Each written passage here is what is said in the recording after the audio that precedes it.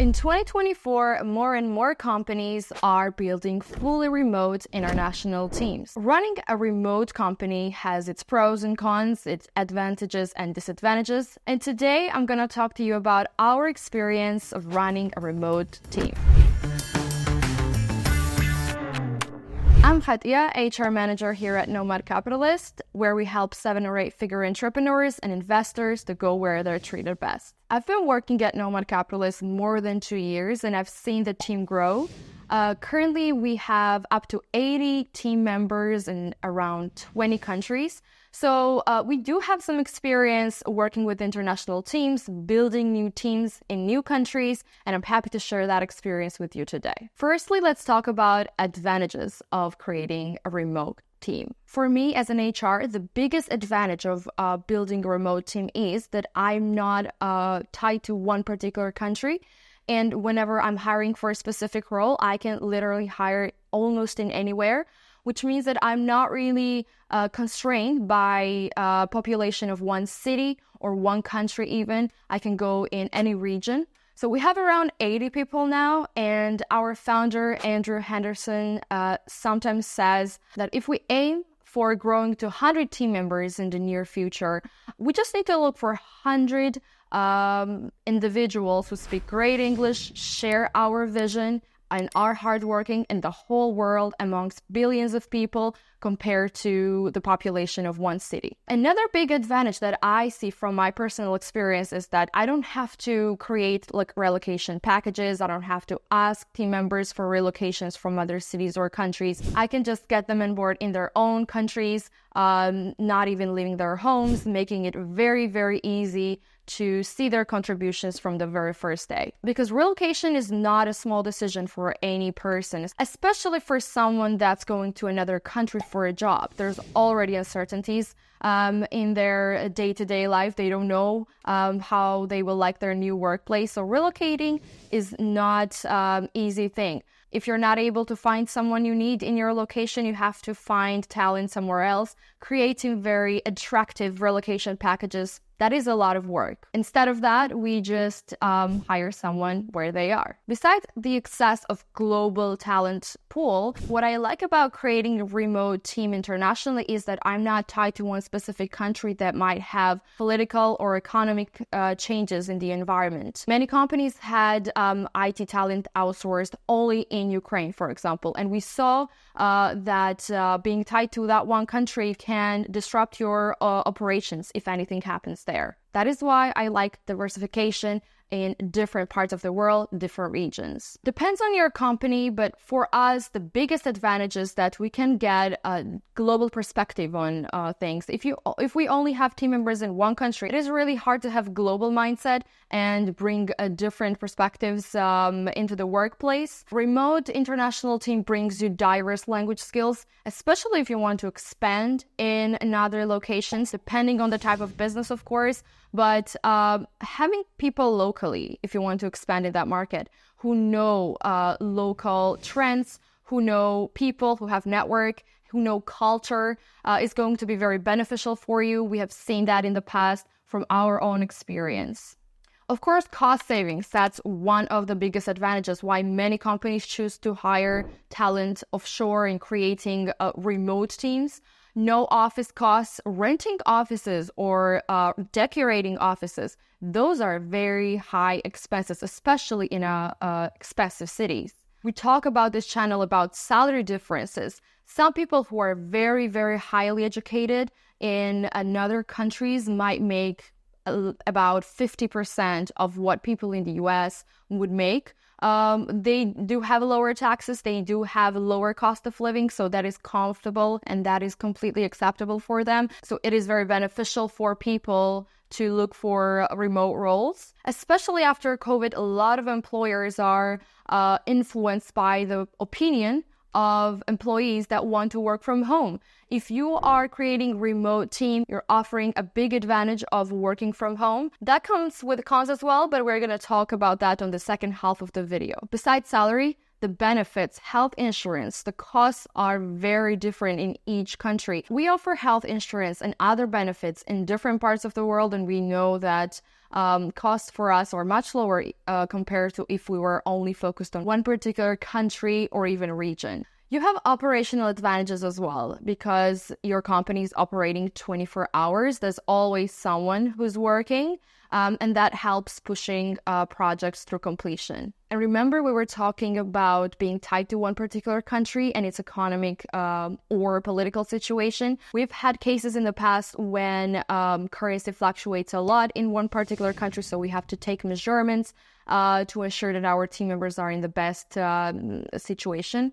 So that's something to consider as well. So if you have team members dispersed, you're not going to have that problem for a whole team, just a couple of team members, and you will take care of that. Educational system is different in other part of the world. So having people with different skill sets helps your business to be more unique and bringing more innovation. Our team speaks more than 15 languages, and that has saved us a lot of resources when we need to obtain information in different countries. So overall, these are some of the reasons why we're hiring remotely in different countries. But let's talk about what are the cons and what you should be aware of. By the way, none of these disadvantages are unsolvable. You just have to be aware of them. When I think about what are the challenges that we've had in the last couple of years at least, the example that comes to my mind is that we have Nomad Capitalist live in Kuala Lumpur, in Malaysia this September.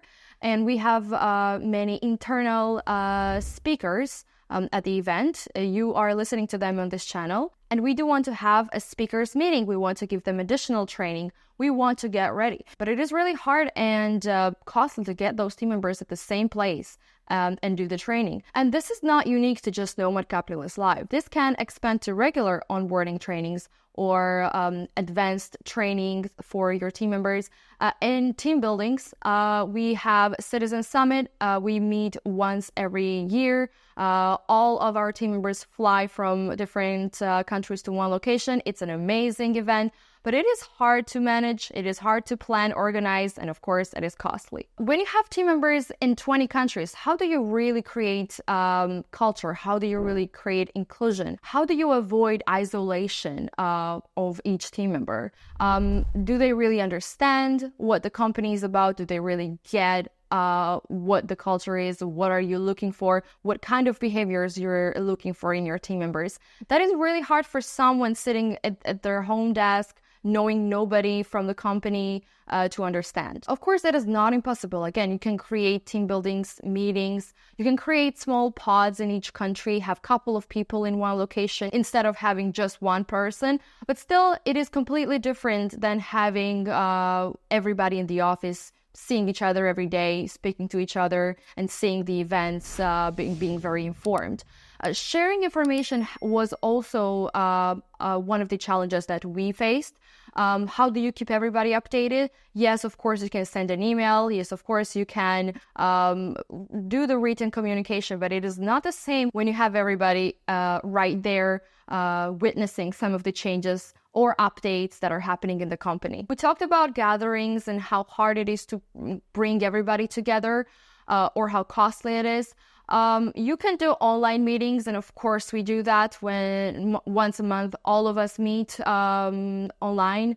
But even then, making sure that everybody has stable connections and see 80 people on the screen, really knowing what's going on. Besides that, the time zones become issue. How do you get someone from Venezuela and Malaysia at the same time on the call, meeting each other and speaking to each other? Whatever time zone you will choose to meet, whatever location you will choose to meet, there is always someone in some country that is either not going to attend because it is outside of their working hours, or they will attend, but they will be inconvenienced. And we are very dependent on the technology when we have remote team members. There are situations that we simply cannot do anything about. If there are power shortages or internet doesn't work, we might get disrupted. Another challenge that I have faced is, how do you do enforcement? How do you know really where your team members are working from?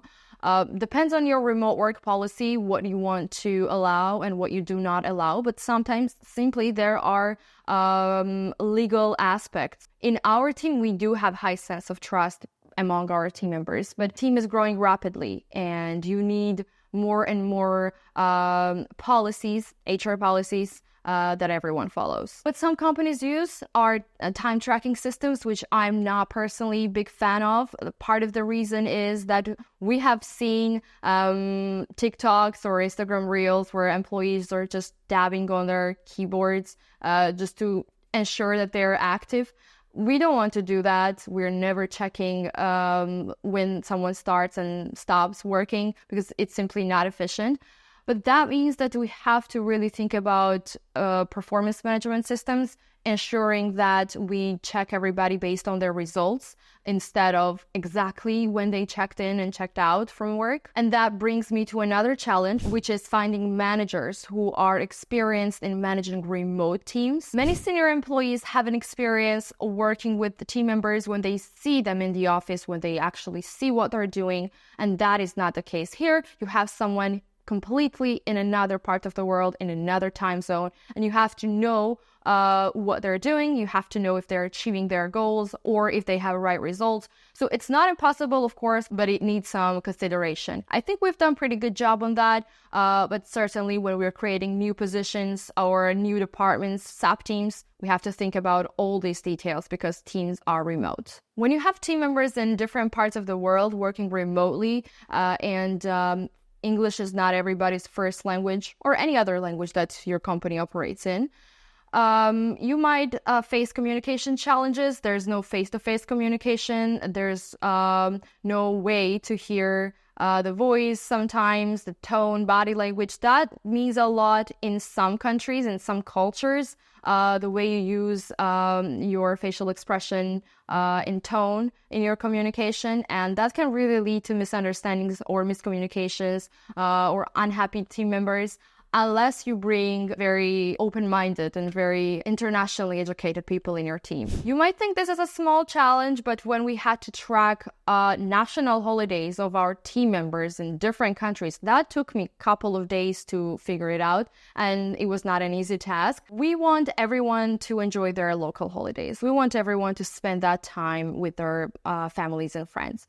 We do not want to take that away just because they are working in an international company, right? So we had to find a system where everybody is aware of who has holidays and when. And when you have 80 people, that's not a very easy thing to do.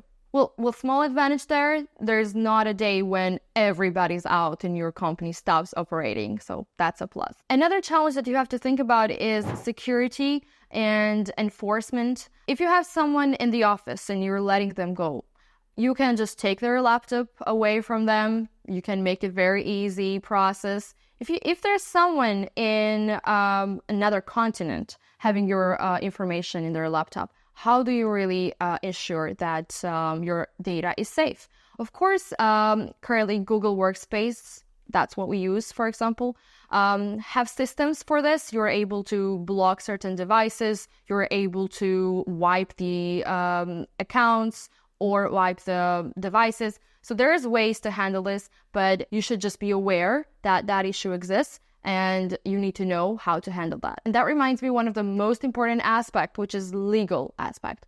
When you're hiring a new country, either you're hiring a freelancer for a short-term project or a part-time position, or you're hiring full-time employee and you're opening a company there, you have to be well-versed in the local labor laws, and that is very important. First of all, to be compliant. Second of all, to make sure that you can seek accountability from your team members or ex-team members, and that's very important. Not every country has same non-competes or same non-disclosure agreements, so you have to ensure that you seek local legal advice. This is one of the things that now we're working on, that we add HR advisor service to our clients, ensuring that they know how to handle all these things that we talk about. It can be quite costly for you to always seek local advice when there's any kind of legal question, or hiring someone that knows that. You can go with EOR companies, employer on record. They do all legal aspects for you. Sounds great and is great. It is a little costly though, and you are quite dependent on them. They are official employers. You have to ensure that your contract to them and their contract to the employees are on the terms that you like. So despite all these challenges and disadvantages, in the end, advantages are much more beneficial, and it is well worth to create a remote team. At the end of the day, it is much more exciting as well to have everybody dispersed in different parts of the world. If you'd like to hear more about these topics, if you want to know more about our services or become a client, you can go to nomadcapitalist.com/apply.